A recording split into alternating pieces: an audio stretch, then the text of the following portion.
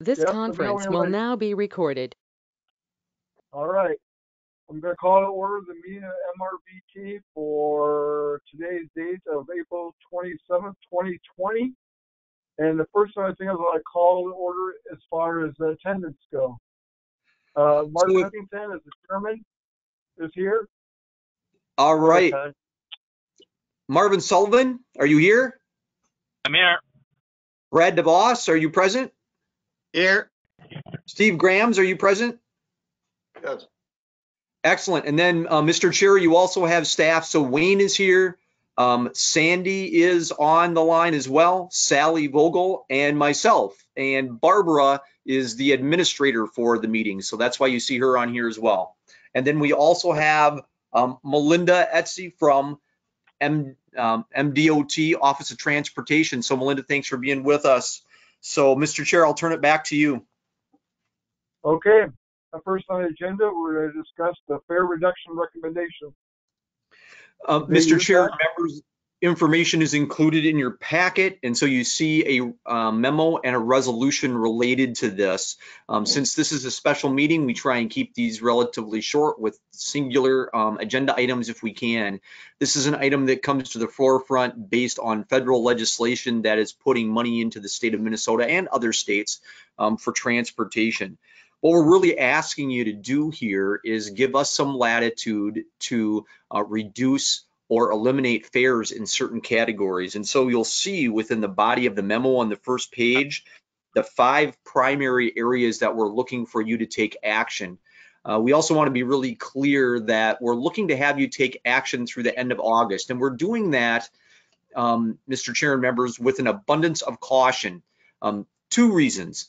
Number one, at the time that this was put together, although we knew we had funding, there wasn't a good predictor yet as to how long that funding might last. Now I'm starting to feel better about it lasting through the end of the year and then potentially into February of 2021. But I'm still going to stick with the recommendation relative to the end of August, and that brings us to the second reason. As you may recall, within this time frame between now and the end of August, it had been the board's goal to have a goal setting session, and one of the major topics for this was likely to be a discussion about your overall fares, focusing on 2 or 3 primary goals. Those 2 or 3 goals were simplicity in your rate structure and uniformity within your rate structure. And then, at least from my perspective, and this wasn't really discussed by the board much, but from my perspective, maybe the third goal was to ensure that as we moved forward, we had an ability to work within your software and the new route match system as we put rates and fares in place to potentially use electronic media or other media. And so that can have an impact on maybe not the amount, but how fares work within your system. So that might be a little bit lower down the totem pole, but it's certainly something that we're trying to keep our eye on. With this federal funding, it essentially says that your expenses, your costs will be paid 100% from that funding.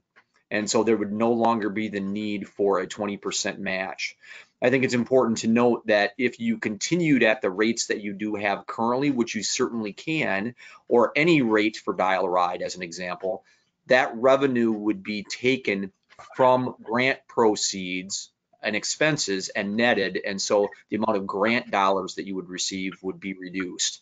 And so this is a great opportunity for you to lower your rates, impact people within your communities that frankly, to a great extent, are needers of transit.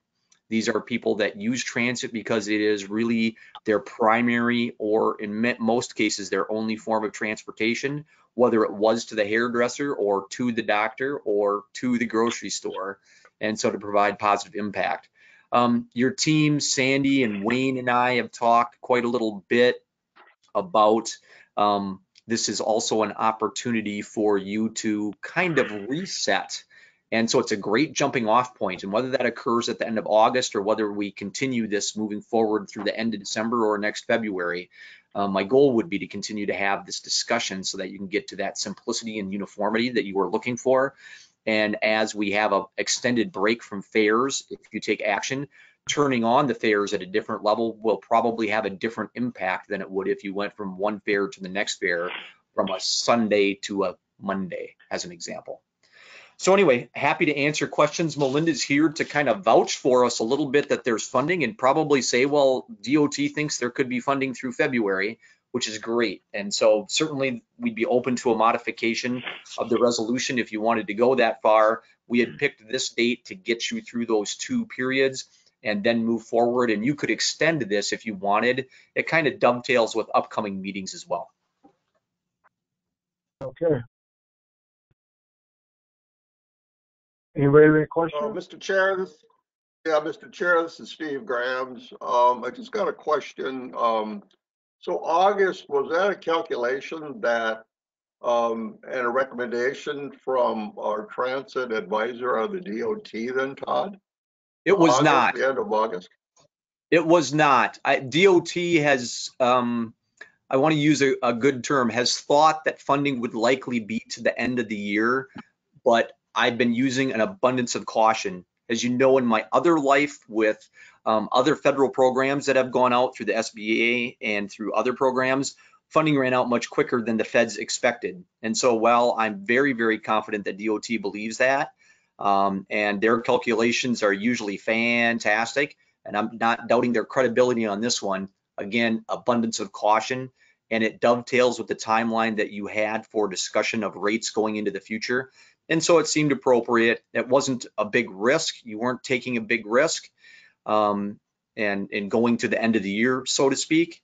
And again, dovetails with the discussion that you would plan to have about rates anyway. Mr. Chair, can I entertain another question? Let's see now. So the DOT received the federal funding, so then they are just basically administrating it back to them, to MRVT. Is that how it works? And do we process the expenses and then send a bill on to get reimbursed, or how does that work, Todd? No, I think it'll be different, but I'll let Melinda speak to that if she knows. If she doesn't know, I have read a few things about that, so might be able to at least provide a little bit more information. But if Melinda, if you wouldn't mind chiming in, that would be great. So unfortunately, I haven't been on the working group that's been putting together the logistics, but the last update that I received yesterday does sound like we will be operating as a pass-through as we do with your traditional 5311 grant funding.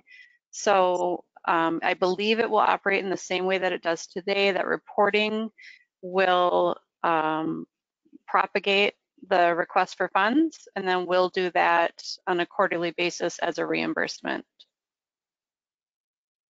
So Melinda, maybe another way to say that is from an administrative standpoint, a finance standpoint with MRVT, this ability to get 100% reimbursement of appropriate expenses likely doesn't need a lot of additional reporting. Correct. We did, however, just receive a notification without any guidance yet from the Minnesota legislature that they'll be looking for specifics on very specific COVID-related activities around cleaning and protective gear. It shouldn't be much more burdensome than what we're already doing. It'll just be separating out a couple of line items, I believe.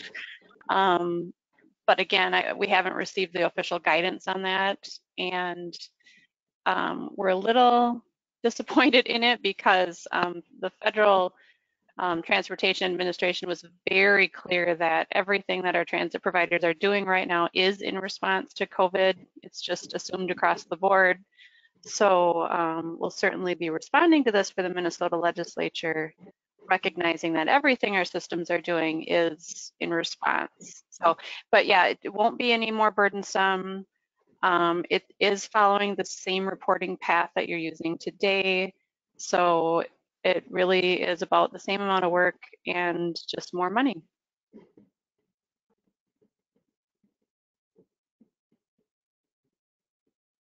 After Wayne, I'd like to ask some more questions, Mr. Chair. Wayne, Wayne Dallin has questions, or Wayne Albers, I mean. Yeah, I think I just want to build a little bit on what Melinda said. Is what I'm understanding is regardless of whether we change the fares, or I should say whether the board changes the fares, the reporting requirements probably will be the same that comes down from the legislature and be required by MnDOT, whether we're charging fares or if we waive fares. Would that be accurate, Melinda? Yep, that is correct. And I think it was clearly communicated before, and I will just reiterate that what you do collect in any fare revenue or any revenues for your system will be withdrawn from that federal reimbursement. So for instance, if your system went completely fare free and didn't have any revenues, it would not impact. So you would still be reimbursed at 100% for all of your operating costs versus how it has been, you would only be reimbursed up to 80% of those costs. At this point, it will be 100% of your costs. So if there's any revenue received, it will just be reduced from your payment. And Melinda, this is Todd. Theoretically, according to what I read, that is actually retroactive to January 1st. Is that correct? That is correct. Yes. Yep. So the federal funding went through started January 20th, and our office opted to make that January 1st. So I think we'll be using, not that it really matters, but I think we'll be using state funding to cover your January and February operating costs at 100% minus your revenues that you reported. And then going through the rest of the year and likely into February, as you indicated, it will continue at 100%. So all of your operating costs will be covered. Eligible, Chair. I should clarify, eligible, which is what you do now. Yeah, yeah. So, Mr. Chair and members, if I could add one thing to that, you might see as part of the memo or a part of the resolution that we are not recommending that all of your fare classifications go to no fare. Again, you can change this at any time that you want. This resolution would only be in effect till August 31st. The rationale behind what you see there, student and preschool at half, Gustavus at half, hourly rate at half, is frankly, these are things that are outside of what we might consider, not we, but most transit systems might consider outside the regular boundary. And it seems appropriate that they have a share in that and that it not be provided totally for free for these entities. Depending on what happens with schools and start in the fall, this might not be an issue whatsoever, and we can make decisions to extend or not. The same would be true for preschool. The same could be true for Gustavus. We're still not exactly sure what's going to happen with Gustavus in the fall. And if the commission wanted to do something different for the Gus bus, you certainly could. I would caution and say that now we charge about $50 an hour for Gus bus service as an example, and the hourly rate. And so I would hate to go to zero and then all of a sudden we have a rate change from 0 to 53 or 0 to 52, depending on where your budget is. And so I think we should be happy for the federal government and DOT to give them a substantial break, but that there still is value within these services. And so it's like anything you give away for free. Pretty soon it doesn't have any value. And I think there's some value in this for these entities, again, in these services that are outside of a lot of transportation groups, regular boundaries.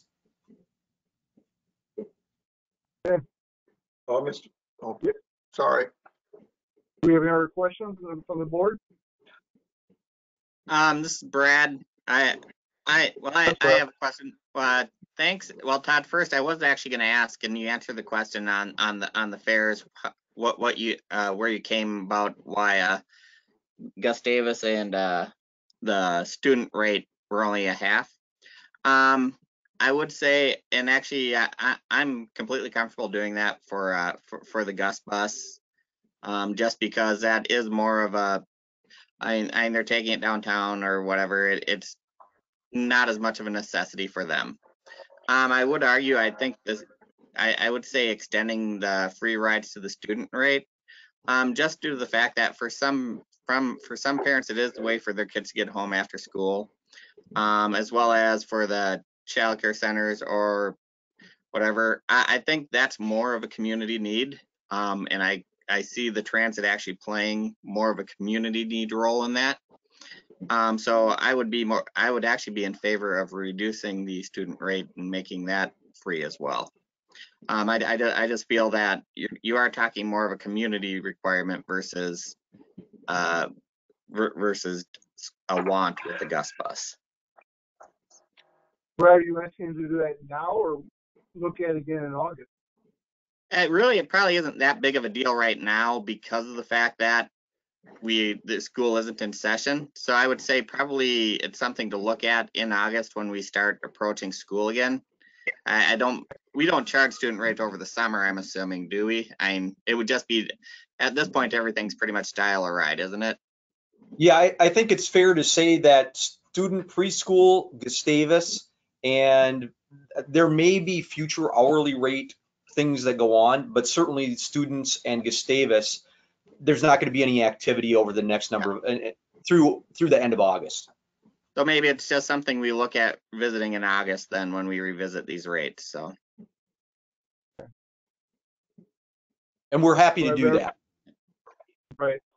And we have a meeting in August, don't we? I don't remember, but. So actually, the goal is that you would have a meeting in July.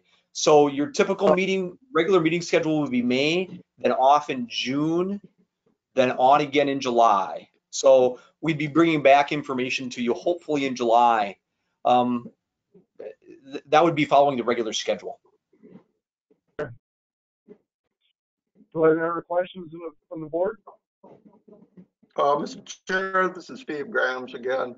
Todd, can you, when you were talking about, the rate structure in the future, looking at that at some goal setting session, would there be a real, I don't know, I mean, just all of a sudden going from free rides to our current rate structure, would that, I know you can't answer that, but because it's pure speculation, but would there be some kind of a real shock to people, or maybe another question in addition to that, Wayne, is that, are you going to be actively advertising this, or is it just going to leave it up to the drivers to deal with it when people get on the bus? Good question, Steve. And one more question too. Does this also apply? I know that we don't have any control, but is it applicable then to True Transit also, and land, air, and any of those kinds of bus services? I can take part of that if you would like. True Transit, the last I heard, intends to go to zero fare on Monday, the 27th, like we're proposing. I believe Brown County Transit has had zero fare for about 3 weeks already. Mankato, I think, changed over a week or two ago, maybe 3 also. And I forget what the other part of the question was, but that's pretty much what I know of the surrounding services.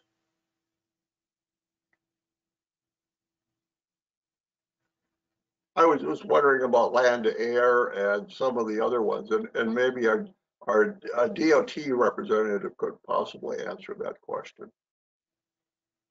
Is the question in regard to, are they eligible for the same funding or for the price changes? The funding? The same kind of funding if they're looking at zero rates or whatever other kind of option that they have. Yeah, any of the rural transit agencies that are comparable to MRVT and the small urban such as Mankato are eligible for this funding. The intercity such as land to air, I'm not positive if they are receiving the same package. I haven't been in the loop on what that program is receiving. I think there is some funding, but I don't know that it's at the same level.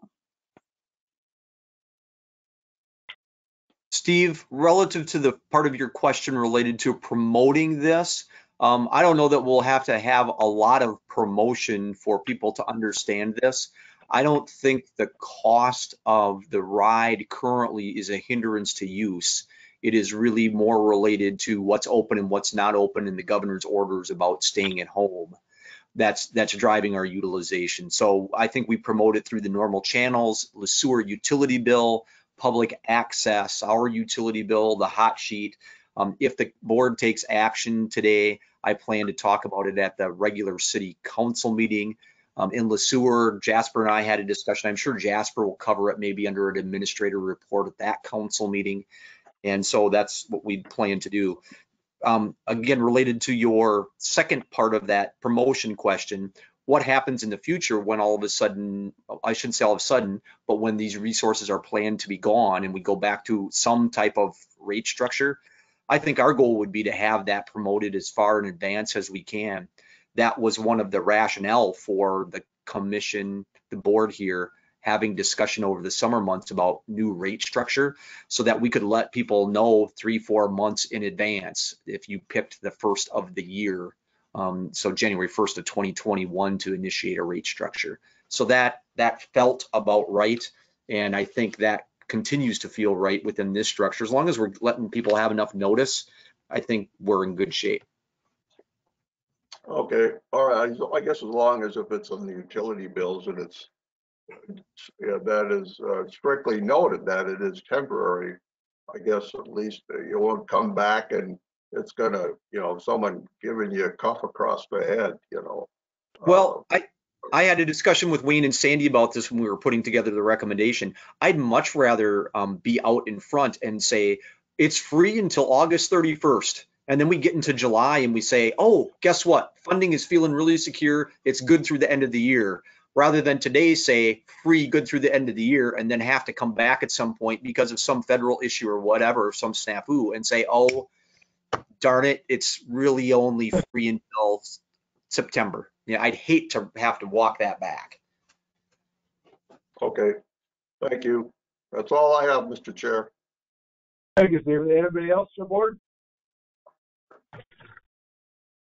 If not here anymore, I'm going to call for a vote for the resolution on front of our packet. I guess there's no resolution number other than 2020, so I look for a motion to approve it. Mr. Chair, this is Marvin. I'll make a motion to approve this motion, or this resolution, I'm sorry.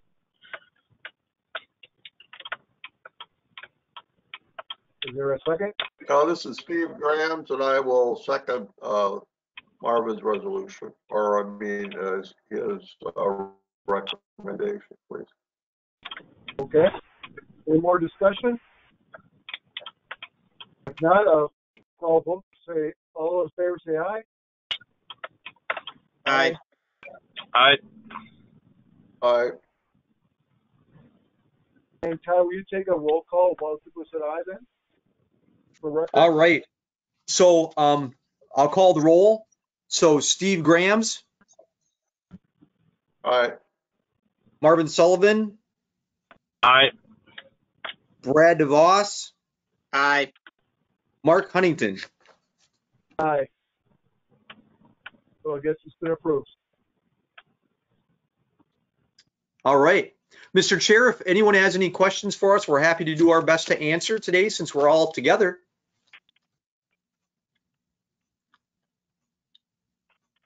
I haven't got any. This is Steve Grams again. Yes, Steve. I'm just curious, how has the ridership been, Wayne or Sandy? Well, as a matter of fact, Sandy has spent a little bit of time putting together what I think is some really nice information here. So let me make it get on your screen here. Just give me a few seconds here. Oh, good segue. Yeah, perfect.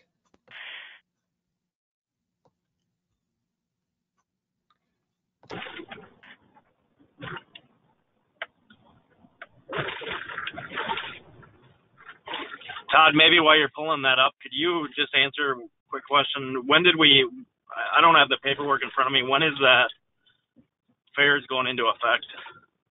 So that would be next Monday. So just a few days from now, Marvin. Okay, so like the 27th? 7th, correct. Perfect. Hey Todd, that the one that's on the screen, I can't move mine. That's the Gus Bus one, Okay, I believe. there you go. There's the weekly ride, the average rides.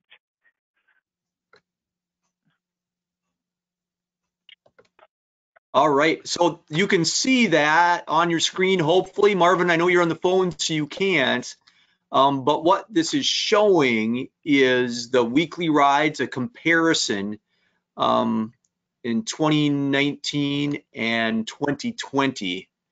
So Sandy, maybe you want to talk about this one just a little bit for some additional explanation. And we'll, after this is over, we will email this to everyone.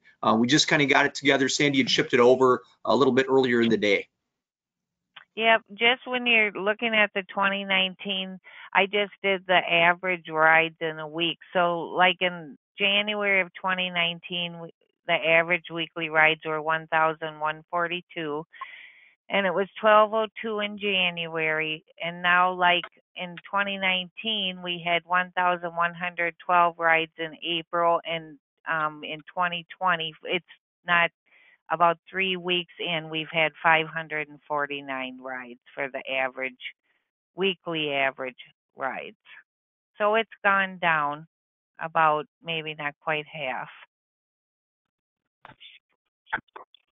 So, Sandy, is calendar year 19 on the left side and Yeah, 20 on the I right? should have Okay. spaced it a little bit, Steve. Right below the graph, the bars, there's a 2019 and then the 2020. I should have probably spaced that a little better. And then it goes into the 4 months of rides right below the year date. Yeah, I that know make that sense? the year was on the bottom, but I increased the so I could see the numbers, so it cut the bottom off. Yeah, I just increased it on my screen. I made it bigger, that's all. okay. Okay. So what you see in comparison is that 2020 during the first 2 months of the year was up slightly. And then of course, that's January, February, March, and April have been off considerably, obviously. So Sandy or Wayne, do you feel that the buses are relatively clean so that people should feel comfortable taking a ride on the bus? Yes, we have our drivers wiping down the bus 2 to 3 times a day with cleaner. We're wiping the seats, we're wiping all the handrails, trying to keep everything clean as possible. Okay, because I mean, I've tried to talk to let people know that the buses are clean, that the drivers are taking extra caution in cleaning them. Because some people I've just talked to said, well, I don't want to take the bus because, of all the people. But I said, well, I think that they're making extra effort to really Yep. work on having the buses cleaner. Oh, okay. Yep. Thank you. Yep. Mr. Chair, if anyone has any other questions, we're happy to try and answer as best we can. If not, we stand at the pleasure of the commission to adjourn if you would like. Yes. I would just add one quick note about your ridership. From the DOT perspective, we really are looking for those numbers to go dramatically down. Our preference is that people are not using the bus right now unless it's a critical need. So just for reference, we're obviously very supportive of seeing those numbers go down.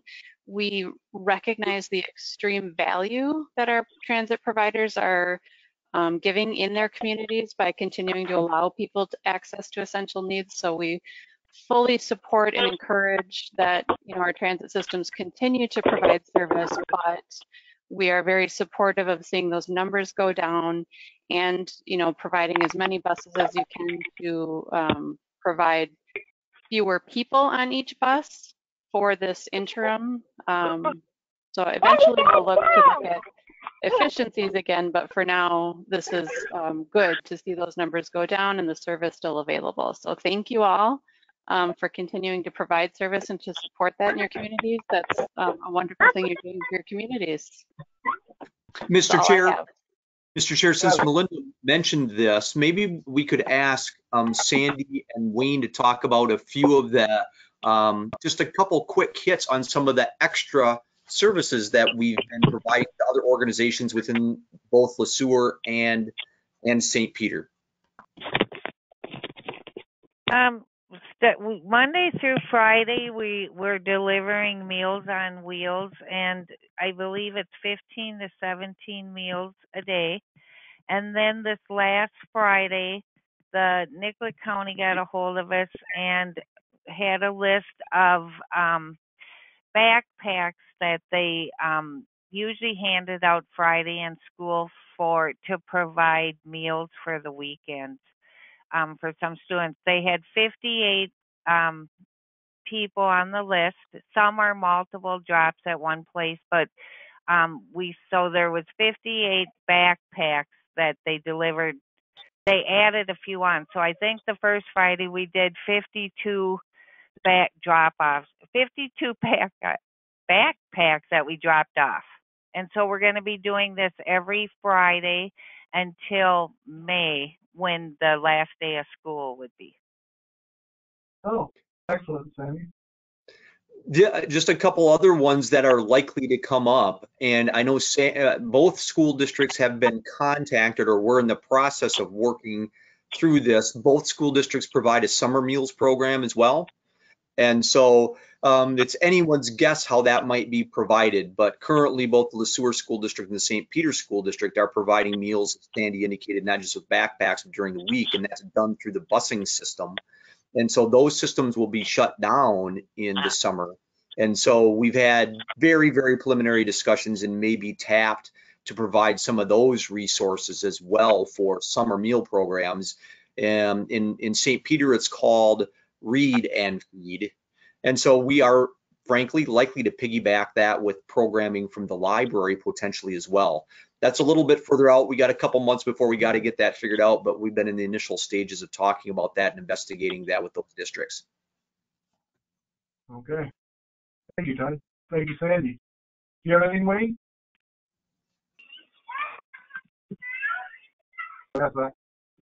He must have froze there. Hey, Todd. Yeah, he's frozen. I'm okay. Wayne, did you have anything? Wayne, do you have anything to add? No, I think Sandy pretty well covered it. I just was, yeah.